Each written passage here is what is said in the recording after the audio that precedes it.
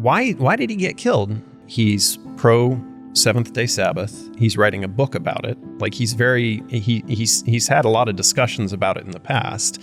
Part of me just kind of wonders, like, well, why did he get killed? Was there any link to any of his religious beliefs that ultimately led him there, or was it just because of his statements on gun violence, or what? Why is that? You know, it feels kind of funny discussing this tragic thing that has happened over these last day. Yeah. And especially because it's like dealing with a podcaster.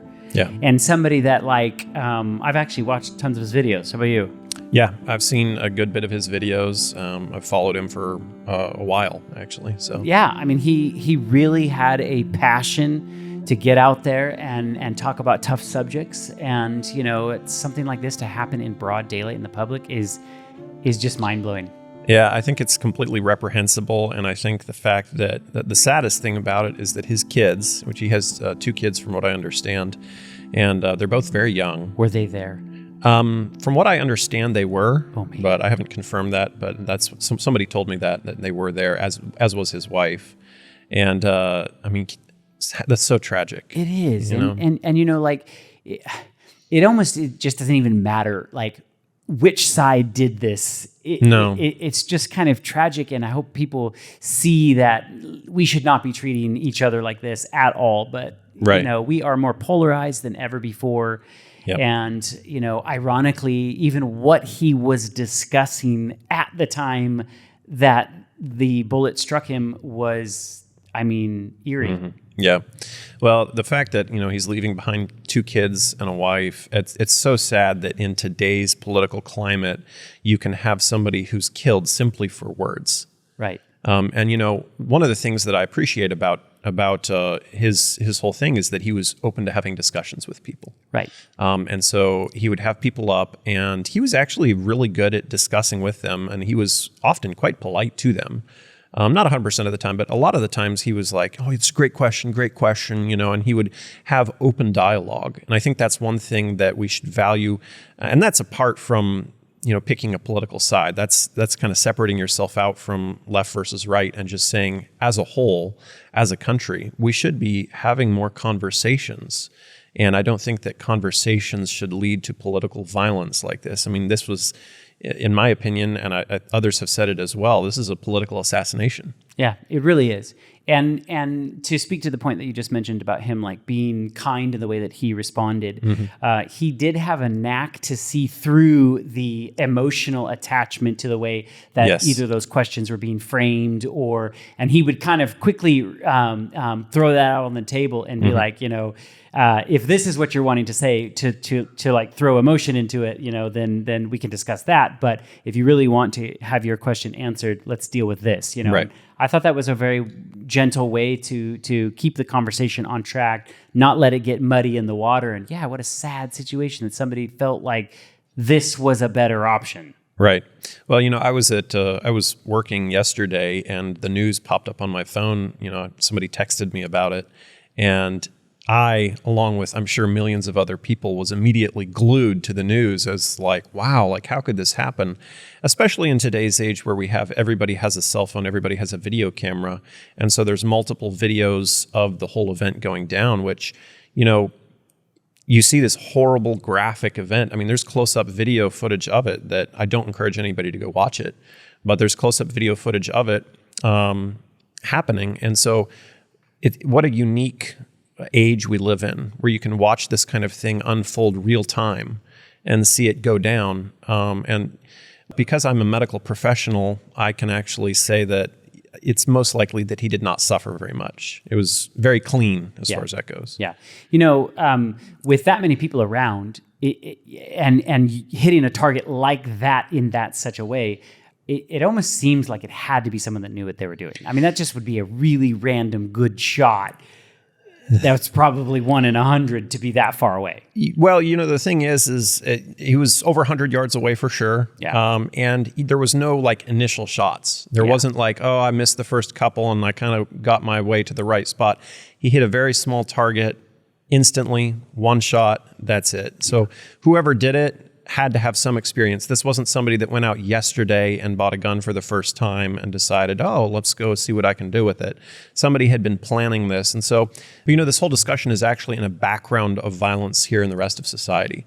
There was actually a Ukrainian woman who came to North Carolina, and she was killed here recently. And then there was also some other violence taking place where there's been other people that have been shot and killed. And so it reminds me of that Bible verse that says that in Matthew 24, where, in the last days, the love of many shall grow cold. Yeah, you've physically seen that. And, to your point, though, it doesn't really matter which side does this, or who does this. I actually saw there was an article on a website called Jezebel, where, and this was back, it was published September 8th, but they paid this editor, whoever did this on Jezebel, they paid a couple of Etsy witches to have a curse on Charlie Kirk. Wow. And so if you go back, I think they actually paid the Etsy witches August 24, and the Etsy witches said, oh, it'll take a couple weeks, 2-3 weeks for this to take effect. And if you scroll down in the article, one of the witches was burning a photo of Charlie Kirk. It's one of the things that they did. And so part of me wonders, how does that fit? How does the spiritualism aspect of it fit when you have somebody trying to curse somebody else in today's society? It's not very often that I get shocked hearing a piece of information like that. But are you kidding me? On Etsy? Yeah. I don't know if I mean, that's disturbing. Yes. That we have something that you would go to somebody and want to do some harm to them. Right. Just because you don't know them. You're give me $5 and I'll put a curse on that person. Right. What in the world is that? Right. And, some people view it lightheartedly and are like, oh, well, nothing's actually going to happen. It's just for fun. But I wonder if the spiritual forces behind the scene, you're kind of giving them permission a little bit. Yeah. And there's stories like that people give permission for others to get hurt or injured. Yeah. I don't know. There's some interest to it. I remember seeing some videos of witches that were trying to put a hex on Trump when he became president, and there was kind of a lot of that activity. And I don't know if you've ever seen in them talk about Wiccan and those religions, but actually during COVID, those really took off like wildfire. A lot of people felt powerless from home, and all of a sudden it was there was nothing to do but sit there and play around on the internet, and you saw this boom of spiritualism. Yep. And it's ironic to me that you see these cycles that come through us, historically speaking. So in the late 1800s, there was a boom of spiritualism. That's when you had the sisters rapping in New York, and Yes. everybody was now starting to discuss these things are real behind the scenes. Yeah, the Fox sisters, I think it was. The Fox sisters, Yeah. yes. And everybody kind of gets on board, and you saw a religious awakening simultaneously with a spiritualism awakening. And I think that we are kind of seeing something like that today. I mean, each generation, it seems like they kind of cross over this ground, but boy, we've seen spiritualism just take off in the movies and television and video games, and now it's just it seems like everybody's into the whole Halloween scene, right? Yeah. And you see voices that are starting to step up and try to reorientate us back to God. Right. And so, I think that these things are also a taste prophetically of what we were told the times was going to be like. You're right. And I think that what we're seeing happen in society is a pendulum that is swinging. And you actually saw this pendulum swing farther and farther to the left with a lot of ideals that are actually born out of atheism. And Trump's whole campaign, which actually Charlie Kirk had a large hand in fact, there's some political pundits who are saying that Trump would not have won except for Charlie Kirk's help, because his organization Turning Point was actually heavily involved with Trump's campaign. But there's this campaign that's actually pushing more of a return towards God, a return towards Christian standard, Christian morality. And so Trump has said that, he has said multiple times that, we need God, and that he wants to bring people back to church. He doesn't like the falling of church numbers, etc. And so you have this response basically to seeing this leftist atheistic agenda that is pushing all of society and culture back towards the right, if that makes sense. And so Charlie Kirk was a part of this. One of the things, though, that I really appreciated about Charlie Kirk is that he was actually a Seventh-day Sabbath keeper. Wow, that's awesome. So he has a video where he was talking to some students, and he says that if you keep Friday sundown to Saturday sundown, the seventh-day Sabbath, in accord with the Bible, he says your life will be infinitely blessed. Wow, praise God. Friday night to Saturday night, the world cannot reach me, and I get nothing from the world. It will bless you infinitely. Now, I'm not saying you're bound by the law as a Christian. I'm not saying that that's something you have to do. I'm saying it will make your life better. It was important enough that God put it as one of the 10 Commandments. And I will say, there's debate in some theological circles that we are bound to it because it predated the law. God rested after creation. So I want you to think about that. So Friday night to Saturday night, no one can reach me. And I wake up, I wake up on Saturday night, I open up my phone, 600 text messages, 900, whatever.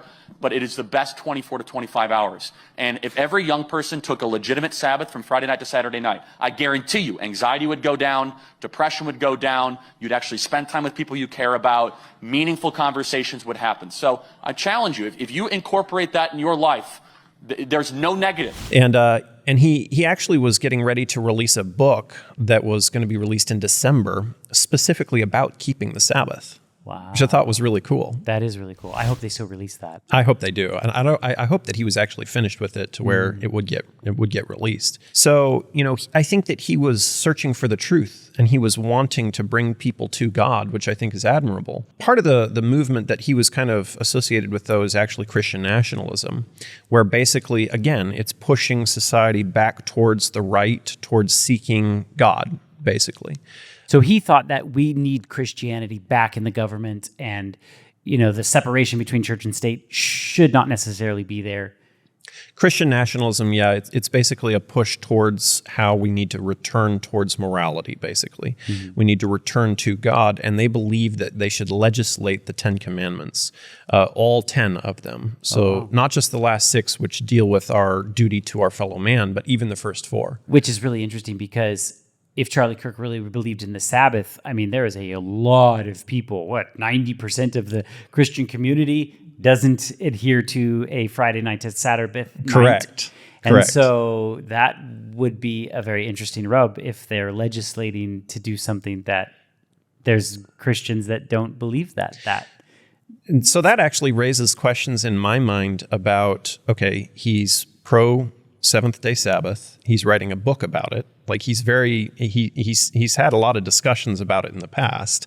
And so why did he get killed?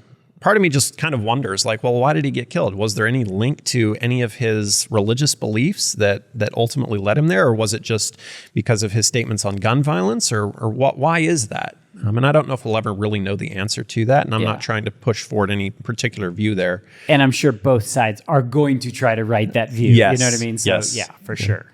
But at the same time, I think that there's something called a Hegelian dialectic, where basically you take 2 halves of society, and through the grinding of those 2 halves, you have a synthesis, which is what your ultimate desire is. Right.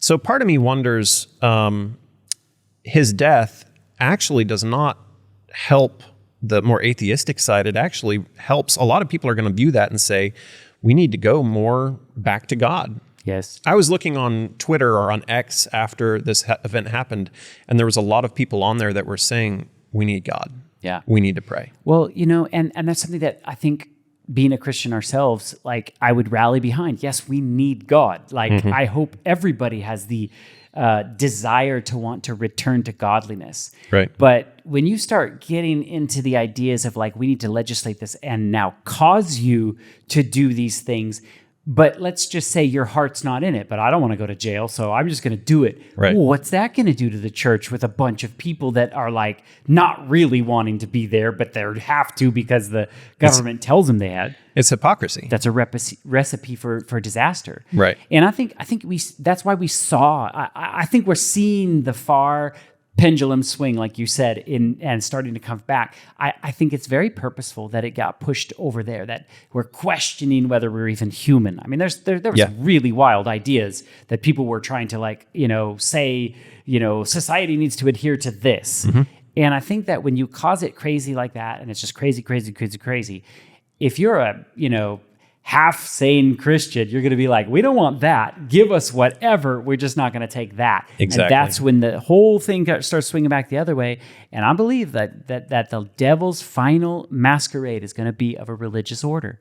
Yes. And he's going to say, oh, you want religion back? I got the perfect religion for you. So one of the things I think is important is if you study the Bible, specifically the books of Daniel and Revelation, you can see there that symbolically, the United States is actually mentioned in Bible prophecy, which you guys have a whole video out about Lamb that, like actually. beast, yep. Mm-hmm. Yep, which kind of discusses that whole notion.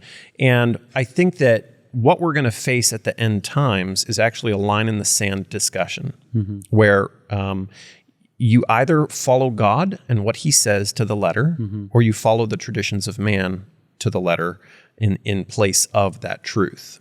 And I want to unpack that just a second, because if you go all the way back to the beginning, Adam mm-hmm. and Eve, right? Mm-hmm. We got into this mess because we didn't listen to God. Yes.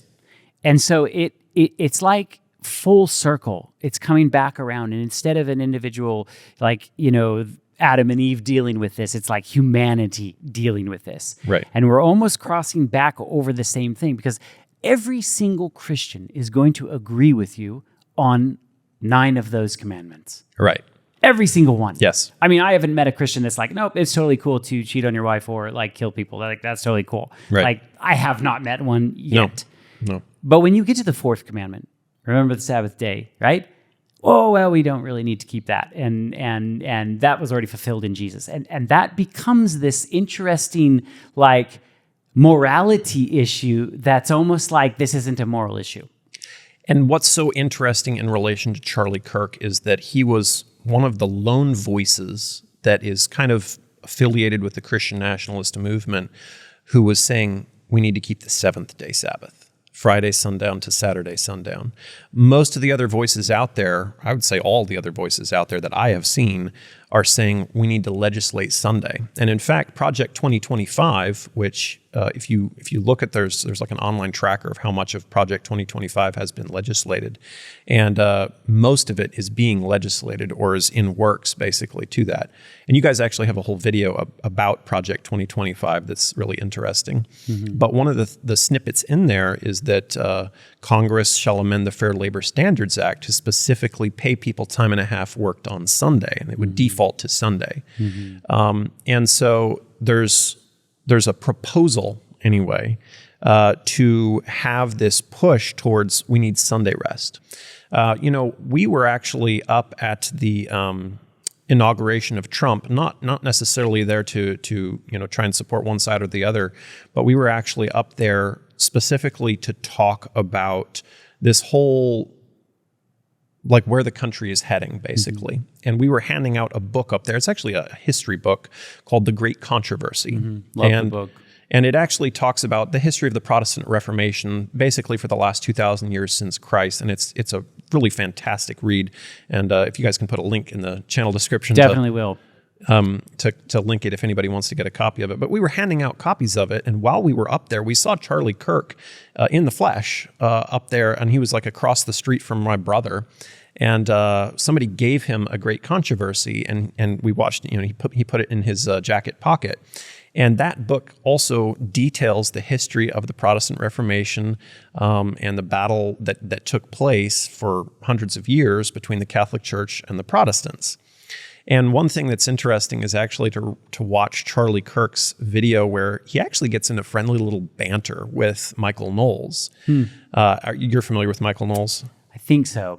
Yeah, so he actually is a ardent Catholic, and one of the members of the crowd asked them, what the I think the question was about Catholicism, and they ended up kind of sort of answering the question, but then mostly just having a discussion back and forth because Charlie Kirk, he was a Protestant.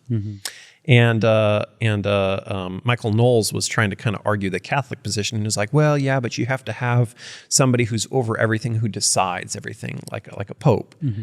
And Charlie Kirk was like, well, but what if the Pope is corrupt? What if he's wrong?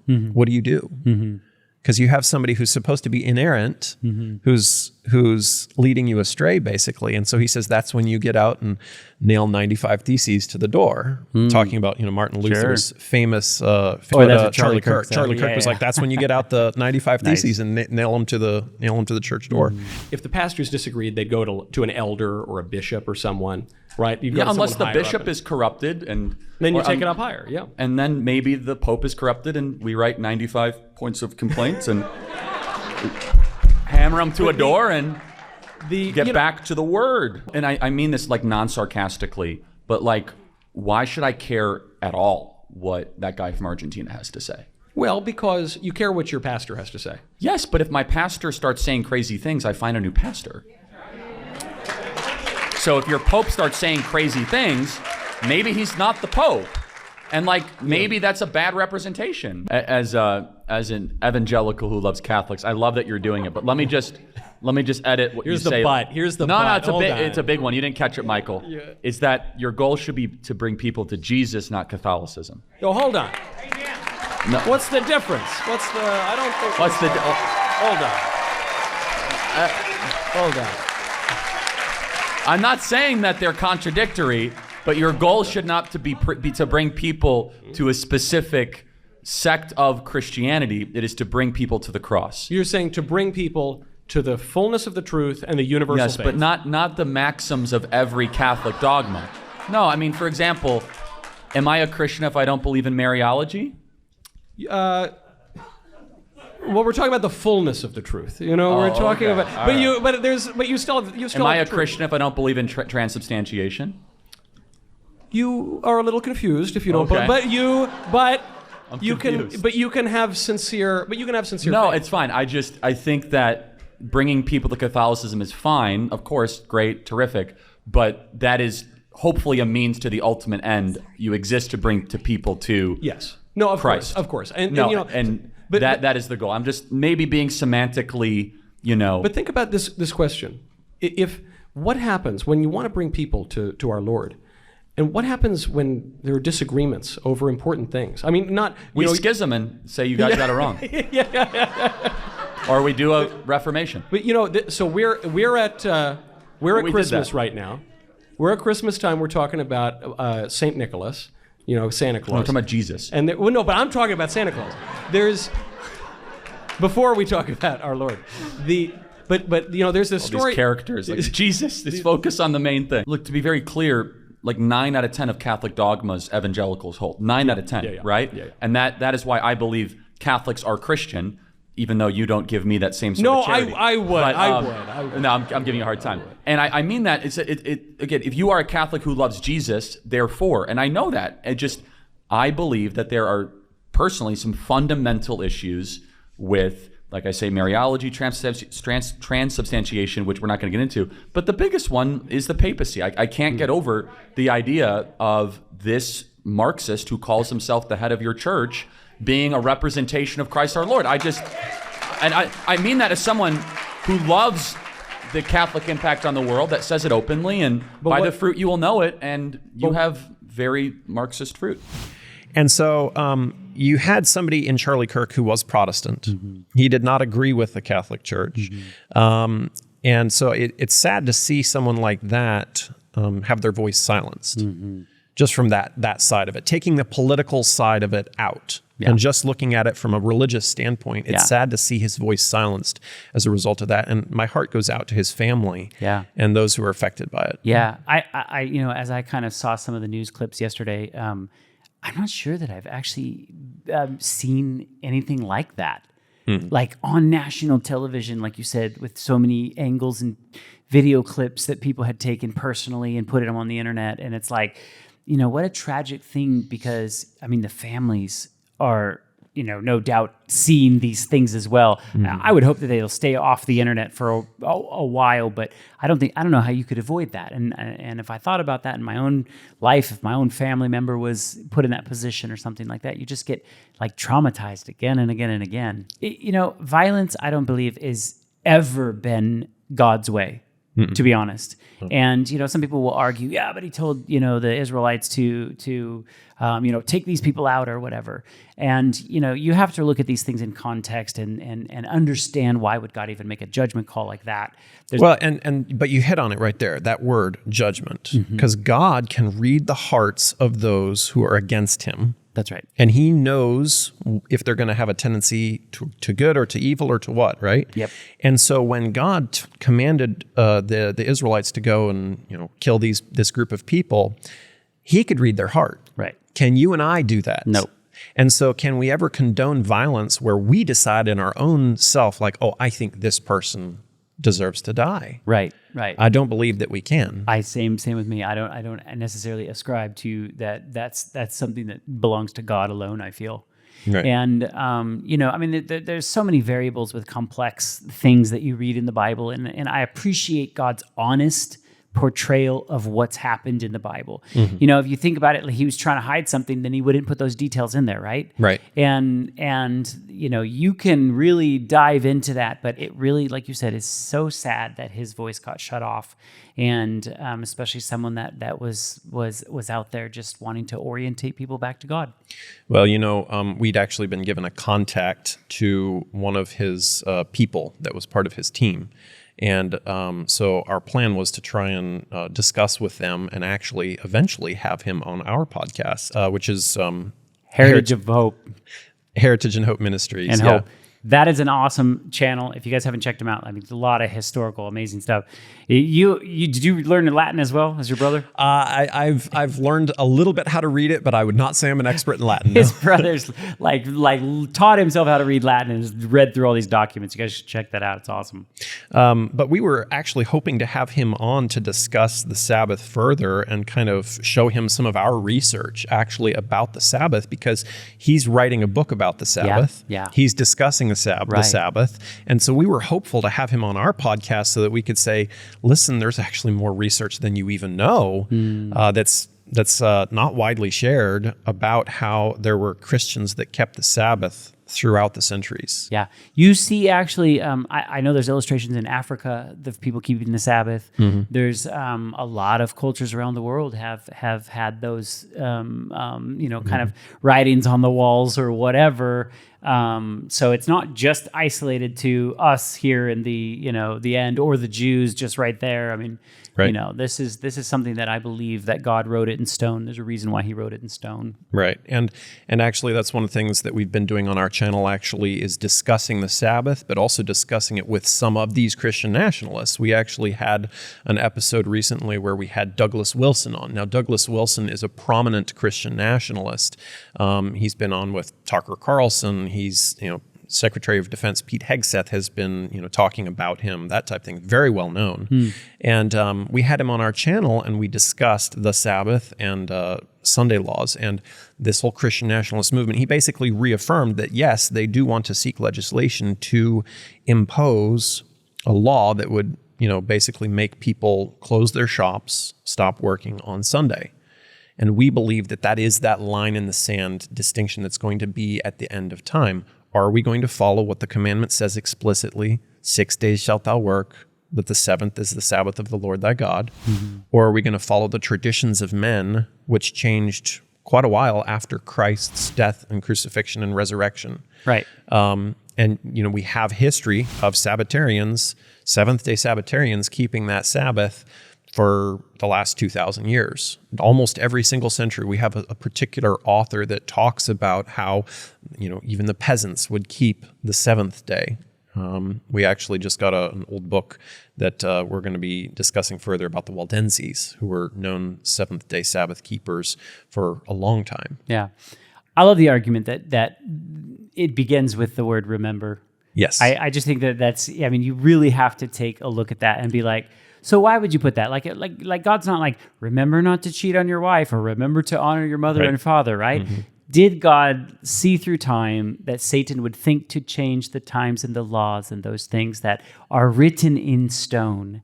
And we see that change. I mean, we still, engage with people all the time, like that, believe Sunday was changed back in Jesus' resurrection. And we say, where's the biblical evidence of that? Not some example that the preacher went over the day and into the night, which if you're preaching on Sabbath and you go into the night, it's the next day, right? Not those kind of examples. Something that says you need to now do this. Well, I've had a lot of people tell me like, oh, well, you just have to show me in the New Testament where there's a command to keep the Sabbath. I just need a New Testament verse that talks about the Sabbath, and then it'll make sense to me. And I say, have you read Hebrews chapter 4? Yeah. Because Hebrews chapter 4 talks about the seventh day resting in that wise. And then if you drop down, it says, there therefore remaineth a rest. That's right.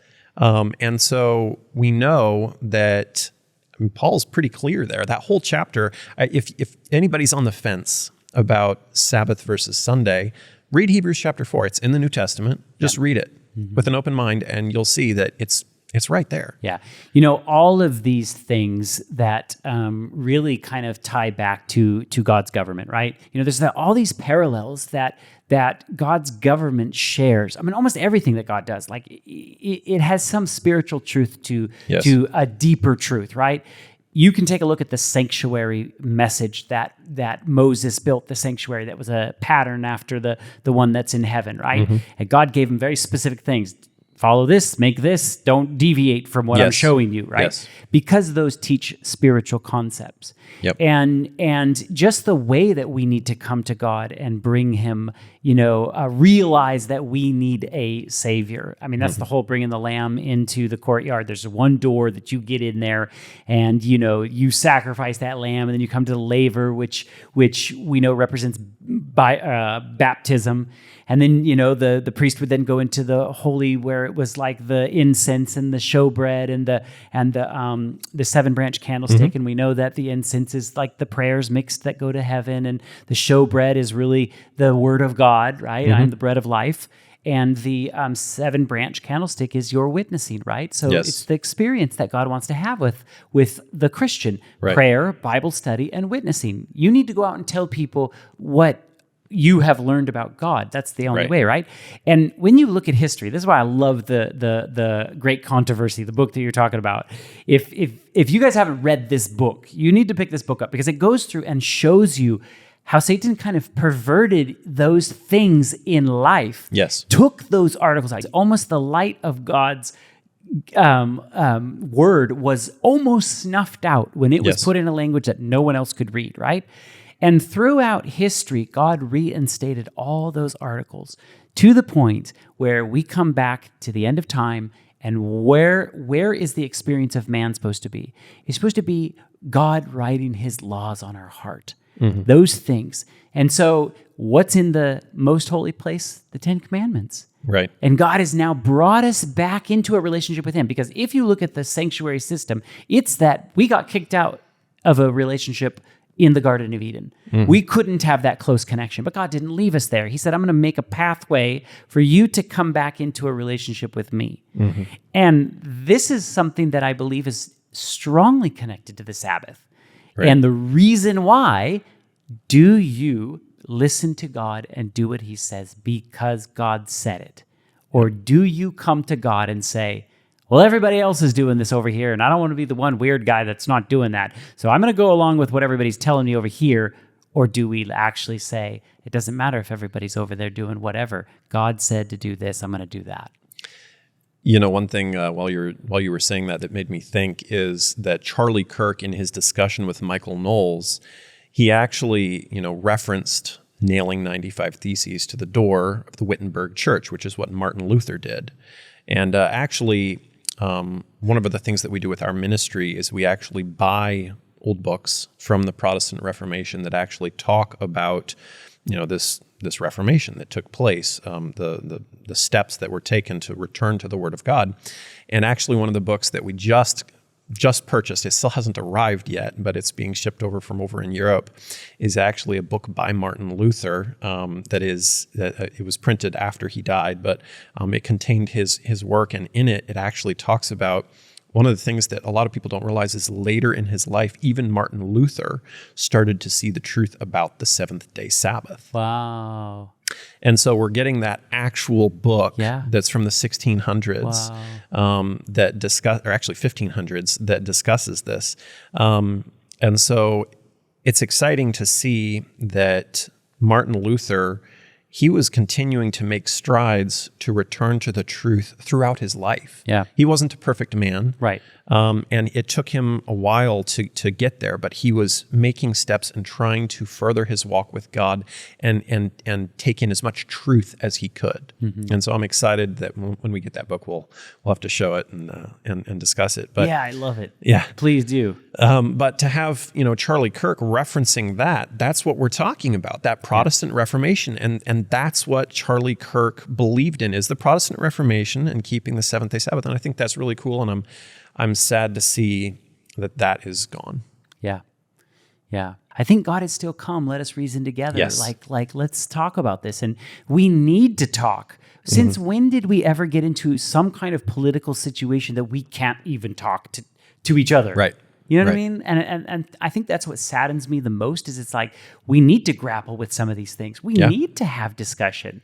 Like I watched that video that you guys had with the Christian nationalists on there. We need discussion on that. Right. Even if we disagree, we can still have a civil conversation, a respectful conversation. That's right. And be okay with, hey, look, if you're not able to accept, or you're still holding to your side of the argument, I think it's still beneficial for all people to listen to the sides.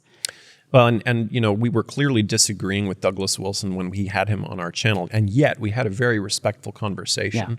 But one of the things, he actually reposted our video on his blog that he has on his website, and he actually mentioned, now this is an argument for Christian nationalism that I've not encountered before. Wow. And so we were actually bringing something new that he hasn't really heard much of before to the table, which is, no, this is wrong, because you're trying to legislate something that we're going to disagree with because it's a command from God. Right.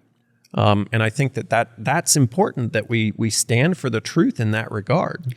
The reason why I would go out in a very simple way with God is not forceful. When God said, don't eat this tree, don't eat the fruit of this tree, right? He did not stand there and say, if you eat the fruit, I'm going to chop your hand off. There's a consequence to it. Yeah. But he still said the information and then gave you the opportunity to choose, Right. And I think that, people have to have the right motive, right? And I don't know if people just going through the motions and pretending to sign up with your program, but actually intellectually in their brains, not even caring at all what you actually believe, or the reason why you would do that. I mean, the Sabbath is a very strong issue that it says it's a sign between me and my people. That's somebody that says, I'm going to do it because you asked God. Yes. Not for any other reason outside of that. I'm just going to do, God, you told me to do this and I'm going to do it. That is a mental state that you are wanting to be, in humility, honoring what God said. And so, I don't think that legalizing that or forcing that is ever going to be a good outcome. I think that where we would differ from the Christian nationalist side is that when the Bible talks about going out and discipling the nations, we would say that means to go out and teach and to say, this is our argument from logic. It's up to you to obey it, but this is why we believe this, versus their side would say we need to impose this, if that makes sense. And I think that's the distinction that's there. And so while Charlie Kirk was probably more on the Christian nationalism side, wanting to legislate morality, I think he was trying his best to follow God. And I hope that one day in heaven I will get to meet him.